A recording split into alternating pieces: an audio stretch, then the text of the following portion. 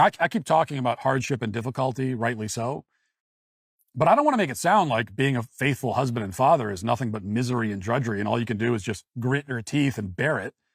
That's not the case. I love being married. I love being a dad. It's a lot of fun much of the time. It's a source of great joy.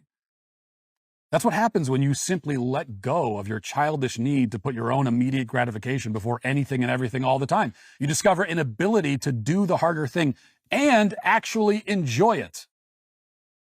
The way that guys like Tate describe marriage makes it seem like, we're living in entirely different universes, and perhaps we are, because he describes marriage like it's a labor camp. A man is imprisoned by his controlling, ungrateful, promiscuous wife who runs out to cheat on him as soon as he leaves for work in the morning.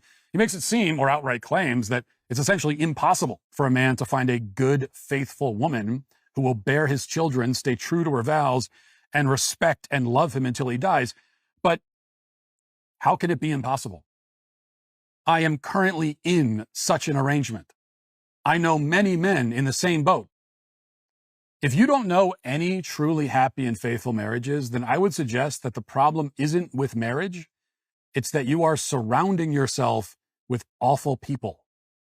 So we have another classically bad Matt Walsh take here, and even though nothing he's really saying is wrong, but it's like his answers for a different question. In this clip here, he was comparing his lifestyle to Andrew Tate's and why monogamy is better, but what neither one of them get is that they're both just diverging paths to the same destination, and whether one's going to be more fulfilling or not depends on how many potholes you're going to hit, i.e. you went the monogamy route and you had kids, but now you're divorced and they hate you, or you went the polygamy route, and yeah, you got to bang a lot of women, but you never got that strong sense of family, and maybe it burns now when you pee. Both these guys are just pandering to their audience and telling them what they want to hear, when neither one of these things never work. Monogamy is far too dangerous with an over 50% divorce rate, and polyamory doesn't work either, as most guys aren't attractive enough to pull multiple women, and even if they are, there's no way they can financially support them. They're both just examples of the thing that worked for them, opposite sides of the same grift coin. But Matt always seems to hide behind, you should have picked better, and here I give you Exhibit A. But earlier this year, I told my husband I wanted a divorce. And this would probably shock a lot of my friends and my family because I hadn't told anybody, okay? I walked myself through the logistics of where would I live, how would we split the time with the kids, who gets the dog, where all of those things, okay? Had a full breakdown. I feel like I have been searching for something in my relationship that we don't have for the whole time we've been married, which has been 10 years. There is not a single thing about my husband in and of himself that I do not love. Let me be very clear about that. He is the most self-disciplined, loyal, hardworking, good person that you could meet on this planet. And that is probably the reason why I have not left. Okay?